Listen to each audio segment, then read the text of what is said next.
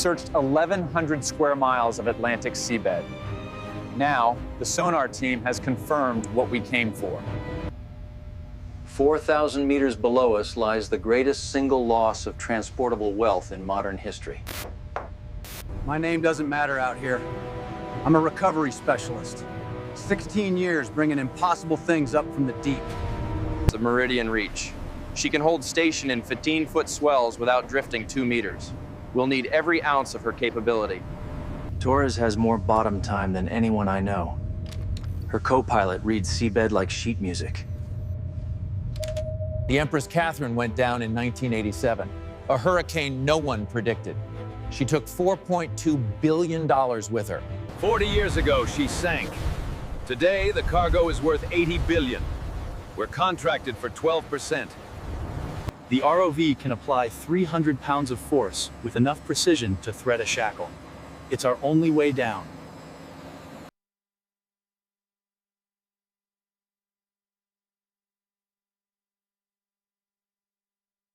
"4,000 meters.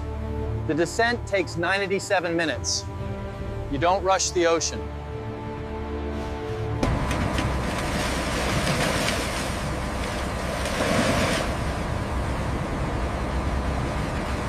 The light disappears first, then the color, then everything except the instruments. The van is our cathedral. Monitors for cameras, sonar, telemetry, map. Torres and her co-pilot haven't spoken in 20 minutes. We follow the search grid, 6 hours. The seabed here is abyssal plain, flat, empty, waiting.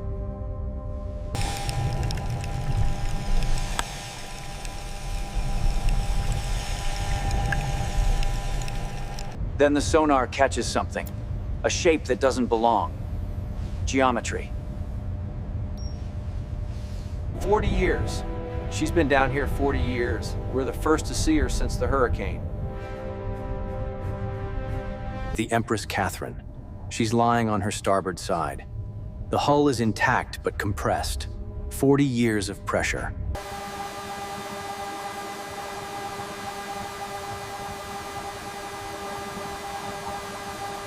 We spend the rest of the day surveying. The photogrammetry software builds a complete model. Every angle, every wound. This is where she took her death wound. A container broke loose in the storm, tore through the plate. Then the ocean came in. We navigate flooded corridors. Furniture disintegrated into composite parts. Doorways leading to darkness.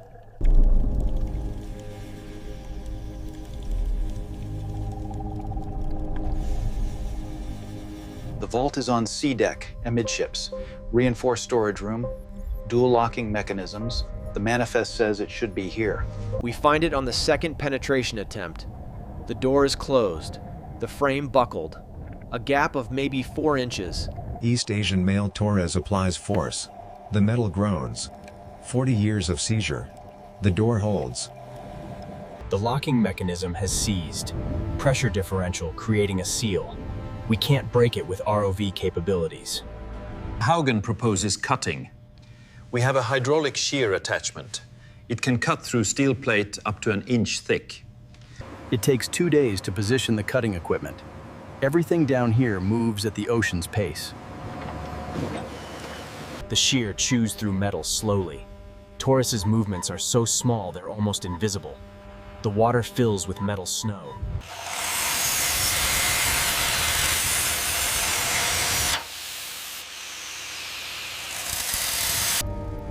We cut for hours. 8 inches. That's all we need. Just enough to get inside.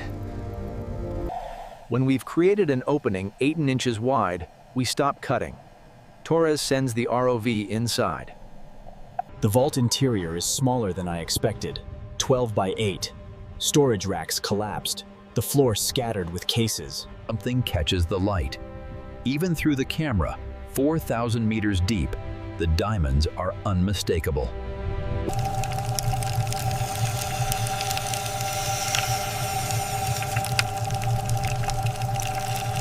We spend 3 days extracting material from the vault.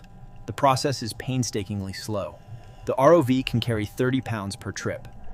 Each trip to the surface takes 3 hours, 90 minutes up, 30 to transfer, 90 minutes back down. The first pieces arrive coated in sediment and marine growth. You can't see what they are yet, just shapes. 2 conservators from a London museum supervise the cleaning. Their patience exceeds mine. They remove accretions grain by grain. A tiara emerges first, platinum and diamonds. The center stone, a 60-carat yellow diamond.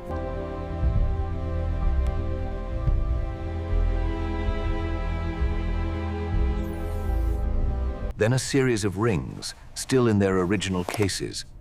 The leather disintegrated, the velvet somehow preserved. Necklaces, Bracelets. earrings, a pocket watch carved from jade, a brooch designed to look like a hummingbird, its body a Colombian emerald. We work for 17 days straight. The weather holds. The ocean remains calm enough for operations. 63 trips, 4,000 individual pieces, plus 12 sealed platinum cases we haven't opened yet. The deck crew started calling it the Empress Light.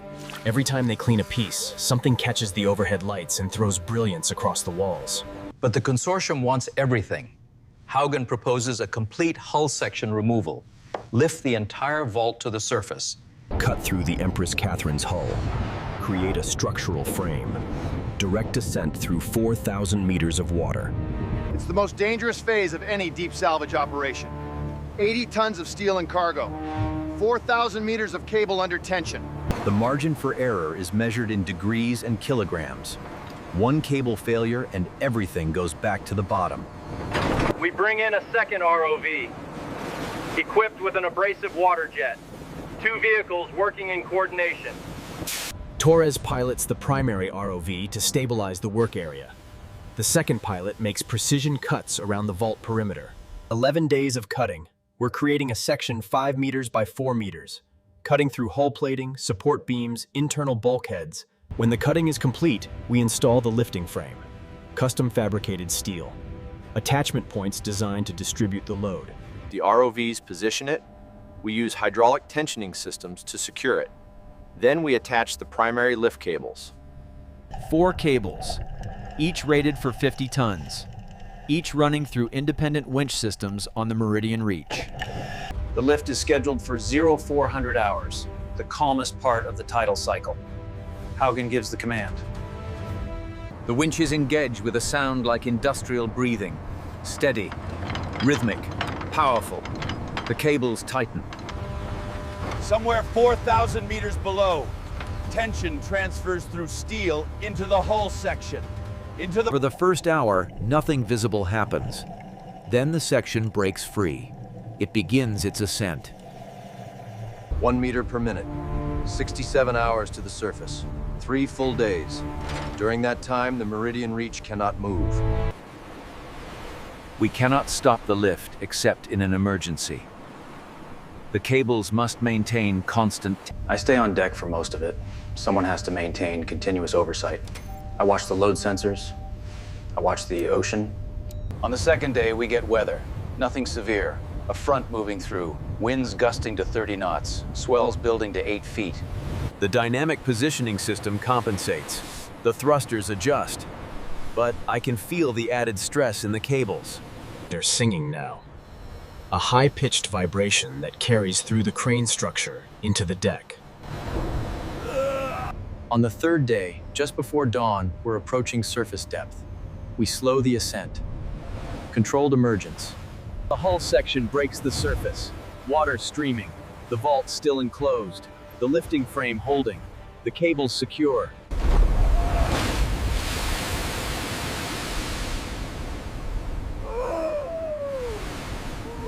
The crane operator swings the section inboard. The ship lists. The deck crew guides it down with taglines. We guide the section down.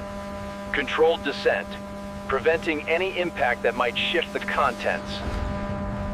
When it's settled, when the cables are released and the weight is fully transferred, an elderly East Asian man named Haugen calls the operation complete. We don't celebrate. The crew is too exhausted. 32 days of continuous operations. The conservatives begin work on the hull section immediately. Controlled environment, plastic sheeting, pumps, lights. They start with careful washing, removing the surface sediment, exposing the cut edges of the steel. Then they begin opening it. The process takes 4 days. They cut through the remaining internal structures with precision tools, peeling back layers like archaeologists. I watch when I can, standing at the edge, seeing pieces emerge from the sediment. More jewelry, hundreds of pieces, some still in original cases, others loose, tangled together by 4 decades of ocean movement. The conservators work with brushes and tweezers, separating items, documenting everything, placing recovered pieces in climate-controlled storage. On the 5th day, they reach the bottom of the vault section, the most compressed area, the weight of everything above it. They find a collection of tiaras near the center, 5 of them nested together, their structures intertwined. The conservators separate them, a process that takes 6 hours. When they begin the cleaning, we understand what we're looking at. These are pieces from imperial collections. When they begin the cleaning, we understand what we're looking at. These are pieces from imperial collections. Russian, Austrian, French. The kind of jewelry that appears in museum exhibitions behind climate-controlled glass. One of the conservators identifies a piece that was supposedly lost during the Russian Revolution. Another belonged to Empress Eugénie of France. The insurance consortium has lawyers flying to meet the ship before we make port.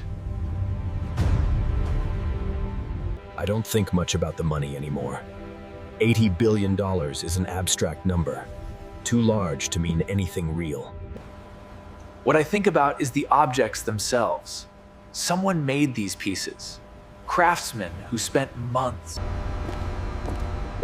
We're 3 days from port when a female South Asian conservator goes back to look at the hull section one final. The ocean has a way of keeping things until it's ready to give them back. Sometimes that takes 40 years. We happen to have the right equipment, the right team, the right weather, the right everything at the right time. A few degrees different on the search grid, and we never find the wreck. A different storm track, and we can't complete the lift. A single cable failure and everything goes back to the bottom. But none of that happened.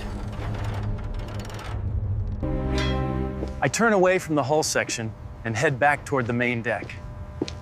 The sun is setting. The Meridian Reach is making 12 knots toward a harbor. Representatives from the consortium are waiting. The jewelry will be cataloged, authenticated, eventually sold or returned to display cases in museums. I'll get paid, the crew will get paid, Haugen will probably retire on his percentage, the ROV pilots will work another job. And another after that. Pulling things from depths where humans can't survive. That's how it goes.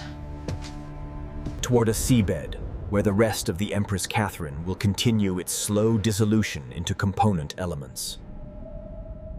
In 100 years, maybe 200, there won't be anything left but a stain in the sediment and some scattered debris. But for now, for this moment, we brought something back. The light is fading. The stars are appearing overhead. I stay on deck until it's fully dark. The work continues. It always does.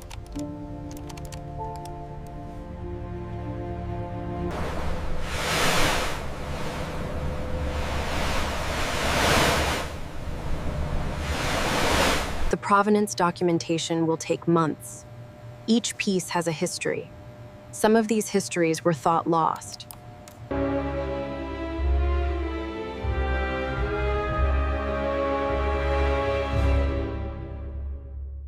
We don't talk about the recovery much. Everyone processes differently. Some sleep, some stare at the ocean. Haugen has been doing this for 30 years. He's recovered things from every ocean. This will be his last. The ROVs need overhaul before the next job. Torres will supervise. She always does.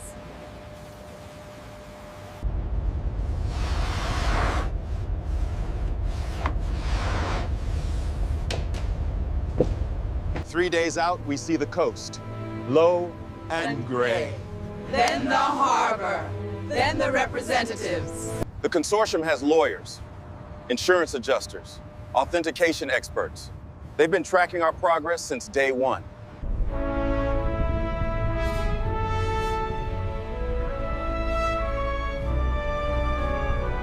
We make fast. The gangway extends. The work of transferring the cargo begins. Each piece is cataloged, photographed, and packed for transport. The tiaras travel separately. Armed escort.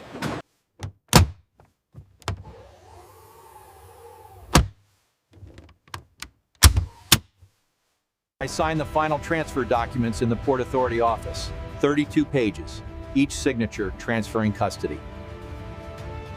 I don't know when I'll be on her again. Maybe never. Ships have their own trajectories. The crew has 2 weeks of shore leave. Then another job. Somewhere else. Something else to recover. Torres is flying home to Corpus Christi. Her co-pilot is staying in port. Different trajectories. Drive north. I have a week before the next briefing. I think I'll spend it walking on beaches.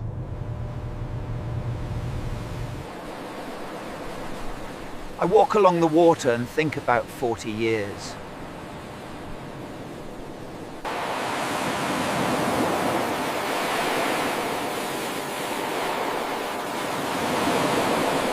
The Empress light. That's what the crew called it.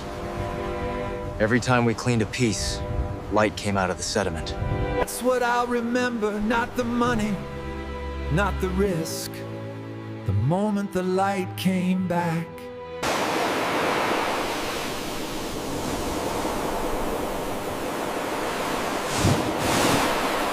The next briefing arrives by encrypted email. North Sea. A drilling platform collapsed. Insurance recovery. Different ocean, different depth, different cargo. The work continues.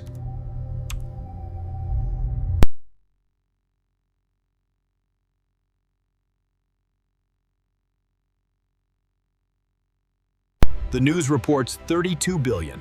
That's the insured value, not the auction estimate. The auction estimate is higher. Some of the pieces will go back to museums. The Russian tiara to Moscow. The Empress Eugenie tiara to Paris.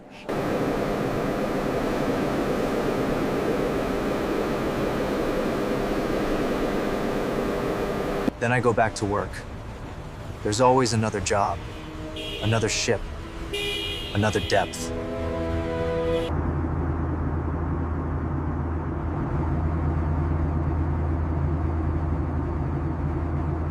Different ocean, same work.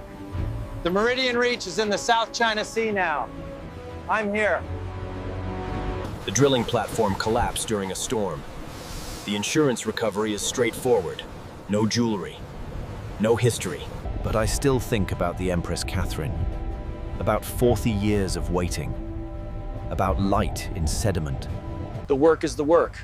You do it, you get paid, you move to the next. I keep one photograph, the Russian tiara, before it was cleaned, when it first emerged from the vault, still covered in sediment. That's the moment, not the restoration, not the museum. The moment it came out of darkness.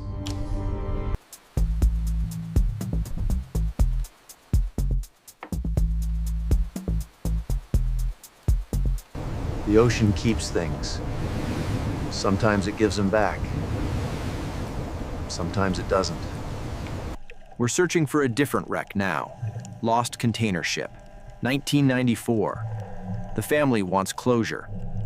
Not all recoveries are about money. Sometimes it's just about bringing something back. Anything. The family is waiting on shore. They've been waiting 30 years. Today, we found the son's luggage. We bring it up. The conservators will try to preserve what's inside. Photographs, probably. Documents.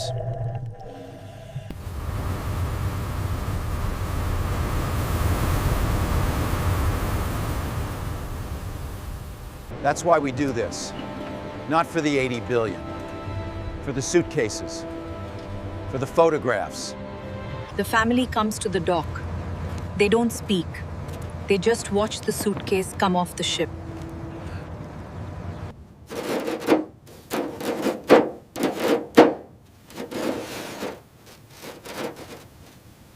The work continues. It always does. Another job, another depth, another recovery. I write the report. I note the condition of the recovered items.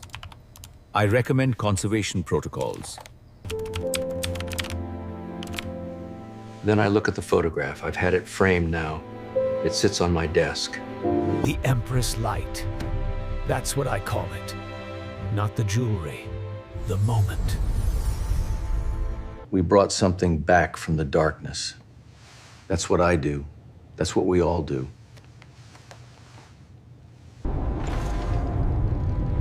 Every recovery is different. My name doesn't matter out here. I'm a recovery specialist. I coordinate between the surface, the pilots, the engineers. We're searching for something else now. Another depth, another darkness. The work continues. It always continues.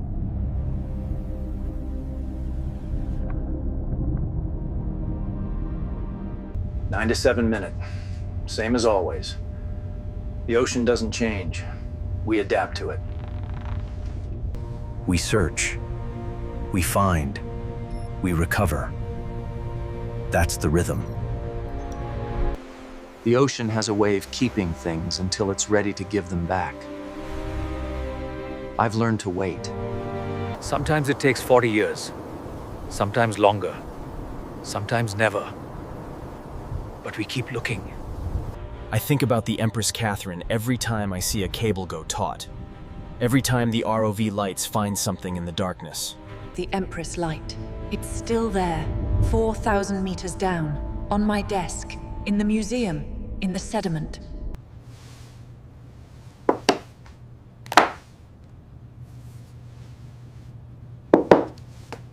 The next job is in the Pacific. Different ship, different crew, same work. I fly out tomorrow. The briefing is in Los Angeles. Then the ship. Then the ocean.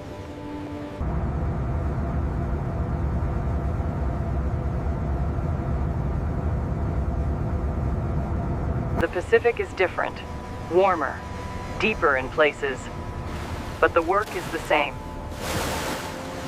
The target is a downed aircraft, 2007. Business jet. Lost cargo. Insurance recovery.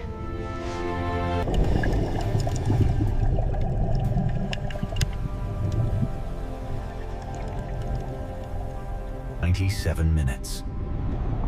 The descent is always the same. The darkness is always the same. The ocean doesn't care what you're looking for. It just keeps what it keeps. We find the wreckage on the third day. The cargo is scattered. We begin recovery. The work continues. It always does. The Empress Catherine is still down there. The rest of her. The parts we didn't cut free. She'll dissolve eventually. But for now, she's still there, waiting. The ocean keeps things. Sometimes it gives them back. We'll be here when it does.